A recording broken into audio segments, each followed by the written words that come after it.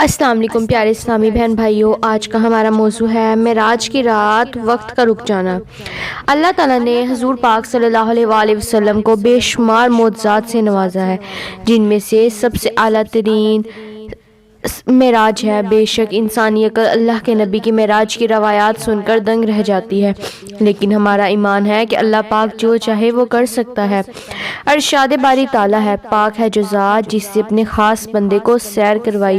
پارہ نمبر 15 بنی اسرائیل ایک۔ ناظرین گرامی، دیکھا جائے تو ہماری معلومات کے لیے تو یہ ایک آیت ہی کافی ہے، جس میں بتایا جا رہا ہے نبی پاک صلی اللہ علیہ وآلہ وسلم کو سیر کروانے والی وہ ذات ہے جو ہر عیب، کمزوری، نقص اور کوتاہی سے پاک ہے۔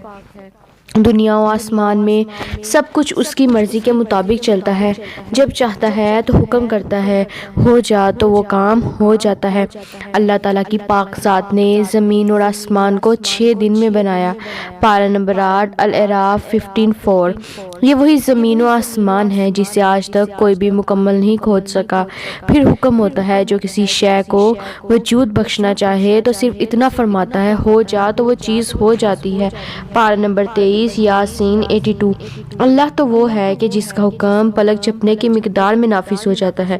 پارہ نمبر 27 القمر 50۔ بے شک سورج چاند جس کے حکم کے پابند ہے۔ پارہ نمبر 14 سورۃ النحل 12۔ اور اللہ تو وہ ہے کہ جس نے آسمان کو نظر نہ آنے والے اور زمین کے بغیر کھڑا کر دیا۔ پارہ نمبر 13 عرد 2۔ جس نے اربوں، کہکشاؤں اور کھربوں ستاروں کے جہاں آباد کر دیے اور ان سے آسمان کی وسعتیں سجا دیں۔ پارہ نمبر 29 الملک 5۔ اصل میں معجزہ معراج 2 چیزوں پر کھڑا ہے جو کہ نقل و عقل سے ثابت ہے، جسے اصطلاح میں 30 زمان وقت کا سمٹ جانا اور 30 مکان فاصلہ سمت جانا کہا جاتا ہے۔ 30 زمان کا مطلب ہے کہ کئی لاکھوں سالوں کا وقت چند ہی عرصے میں گزر جانا ہے، اور 30 مکان سے مراد یہ ہے کہ کئی لاکھوں سالوں کا سفر چند ہی وقت میں ہو جانا ہے۔ زمان و مکان کی 100 ساعتیں چند وقت میں ہو جانے کے بارے میں معجزات و کرامات قرآن و روایات سے ثابت ہوتی ہیں۔ 30 زمان کی دلیل قرآن مجید کی سورہ البقرہ کی آیت 259 میں اس طرح سے ہے، جس کی تفسیر اس طرح بیان کی گئی ہے۔ حضرت عزیز علیہ السلام اپنی سواری پر بیٹھ کر کسی جگہ جا رہے تھے۔ آپ نے اپنے کھانے پینے کی چیزیں ساتھ رکھی ہوئی تھیں۔ حضرت عزیز علیہ السلام کا گزر ایک بستی سے ہوا جو تباہ و برباد ہوئی پڑی تھی۔ جب عزیز علیہ السلام نے اس بستی کے لوگوں کو اس حالت میں دیکھا تو دل میں یہ آیا کہ اے خدا، اس بستی کے لوگوں کو تو موت کے بعد کس طرح زندہ کرے گا۔ اللہ تعالیٰ نے عزیز علیہ السلام کو اس الفاظ کہنے پر 100 سال تک موت کی حالت میں رکھا تھا۔ پھر عزیز علیہ السلام کے جسم میں جان واپس ڈالی تو عزیز علیہ السلام کے کھانے پینے کی سب چیزیں بالکل اسی طرح تھیں، جبکہ اس کی سواری گدھے کی ہڈیاں تک گل سڑ گئی تھی۔ اللہ تعالیٰ نے حضرت عزیز علیہ السلام سے دریافت کیا کہ عزیز، تم کتنی دیر تک موت کی حالت میں رہے ہو؟ حضرت عزیز علیہ السلام نے جواب دیا، اے اللہ، میں 1 دن یا اس سے بھی کم عرصے تک اس حالت میں رہا ہوں۔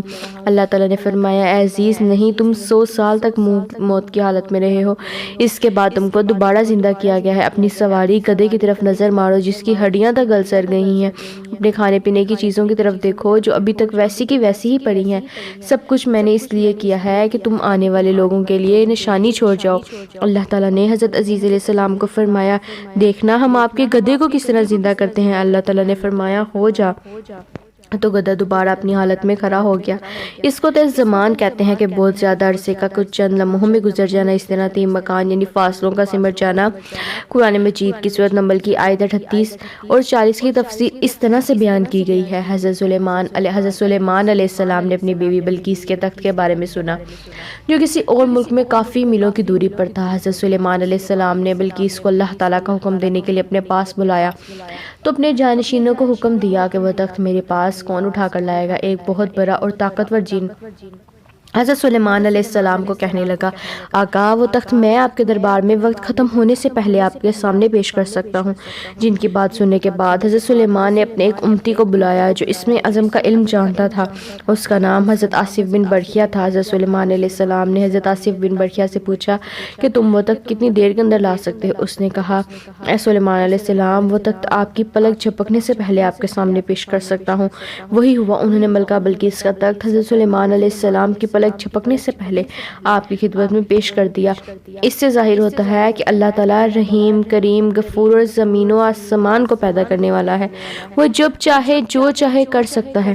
آج کل جدید سائنسی دور میں انسان کے لیے ہر بات کو سمجھنا بہت ہی آسان ہو گیا ہے کہ پہلے جب ہم کہا کرتے تھے کہ ہم ہوا میں اڑ سکتے ہیں تو کوئی بھی اس بات کو ماننے کے لیے تیار نہیں تھا، تو اب ہر کوئی ہوائی جہاز کے بارے میں علم رکھتا ہے اور یہ کہتا ہے کہ ہم نے ہوائی جہاز کے ذریعے ایک جگہ سے دوسری جگہ پر کئی مہینوں کا سفر دنوں میں طے کیا ہے۔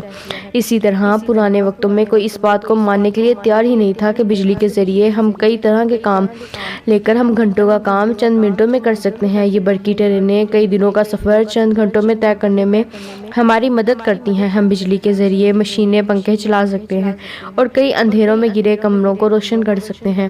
یہ تو دنیا والوں کی بنائی ہوئی چیزوں کی بات کر رہے ہیں، تو اللہ کی قدرت کے تو کیا ہی کہنے ہیں۔ خدا تعالیٰ کو اپنے بندوں کی کئی لاکھوں سالوں کا سفر آنکھ جھپکنے سے پہلے بھی کروا سکتا ہے۔ ہمارے سائنسدان یہ کہہ رہے ہیں کہ ہم تو کائنات کا چند حصے کے بارے میں علم رکھتے ہیں۔ سائنسدانوں کا کہنا ہے کہ ہم کو 5% کائنات کے بارے میں علم حاصل ہے، 95% کائنات کے بارے میں ہمارے پاس کوئی علم نہیں ہے۔ ہمارا نامی گرامی سائنسدان آئنسٹائن اس بات پر یقین رکھتا ہے کہ میں نے دوربین سے ایسی کہکشاں کو دیکھ لیا ہے جو روح زمین سے 2 کروڑ نوری سال کے فاصلے پر موجود ہے، جو کہ روشنی کی فی سیکنڈ کی رفتار سے 1,86,000 میل کا فاصلہ طے کر سکتی ہے۔ وہاں 2 کروڑ سال تک پہنچ پائے گی۔ کائنات کی سرحدیں اتنی وسیع ہیں کہ اللہ تعالیٰ مجھے 10 لاکھ سال تک بھی زندہ رکھے تو میں پھر بھی ساری کائنات کے بارے میں علم حاصل نہیں کر سکتا۔ ہمارے جدید دور میں ایسے ناممکن کام ممکن ہو رہے ہیں جس کے بارے میں ہمارے ذہن و خیال میں کوئی تصور بھی موجود نہ تھا، جیسا کہ ایک موبائل فون سے ہم پوری دنیا میں کسی جگہ پر بیٹھے دوسرے بندے کی 1 منٹ میں تصویر اور آواز سن سکتے ہیں۔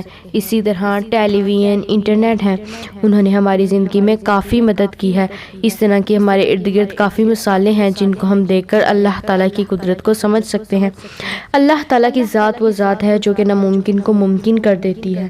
ہم نے ان سب چیزوں کے بارے میں پڑھا ہے جو کئی سالوں کا سفر دنوں میں کر سکتی ہیں۔ ان سب حقائق کے بارے میں غور کرتے ہوئے ان تمام رفتاروں کا خالق، کائنات کا مالک، اگر اپنے رسول صلی اللہ علیہ وآلہ وسلم کو چند لمحوں میں لاکھوں میل کی سیر اور کروڑوں مشاہدات کروا دیتا ہے تو اس میں کون سی بات ناممکن اور خلاف عقل ہے۔ اگر آپ کو یہ ویڈیو اچھی لگی تو لائک کریں، شیئر کریں، کمنٹ کریں اور اس طرح کی مزید اچھی اسلامک ویڈیوز دیکھنے کے لیے چینل کو سبسکرائب کریں۔ شکریہ۔